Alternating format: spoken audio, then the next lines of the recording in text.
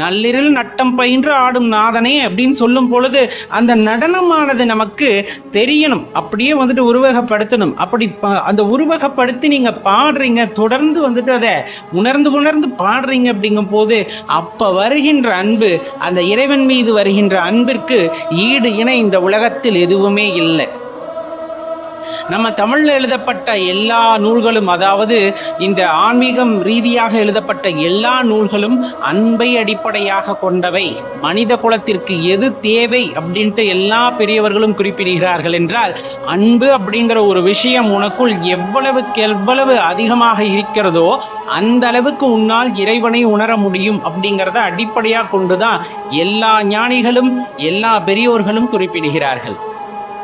உன் மனதில் அன்பு இல்லாமல் அதை தாண்டிய சில வக்ர குணங்கள் இருக்கிறது அப்படிங்கும் போது அந்த அன்புக்கு அந்த உள்ளத்தில் இடமில்லை அப்படிங்கும் போது இறைவன் அங்கு இருக்க மாட்டார். உன் உள்ளத்தை அன்பால் சுத்தம் செய்திருக்கும் பொழுது அந்த இடத்தை கோவிலாக கொண்டு இறைவன் அங்கு குடியேறுவார்.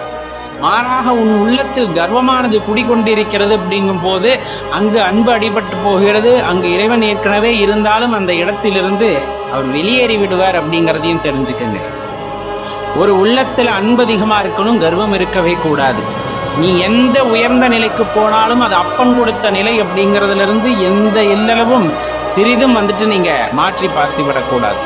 இறைவன் கொடுத்த வாழ்க்கை, அவர் பார்த்து கொடுத்த வாழ்க்கை, அது அப்படியே வாழ்ந்து விட்டு போவோம். ஆனால் இறைவன் மீது வைத்த அன்பிலிருந்து ஒரு நூல் கூட தவறாமல் வாழும் பொழுது, அந்த அன்பை உணர்ந்து அவரை போற்றி பாடும் பொழுது வரும் பாருங்க, அப்படியே கடைக்கண்ணில் கண்ணீர் அப்படியே பெருக்கெடுத்து ஓடும்.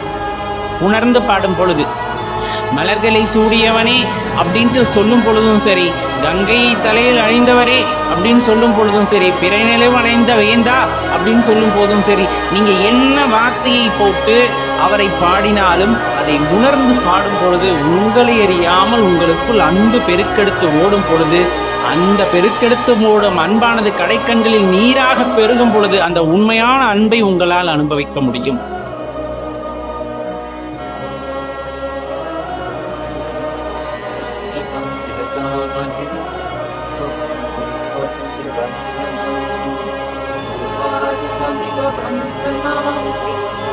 Oh,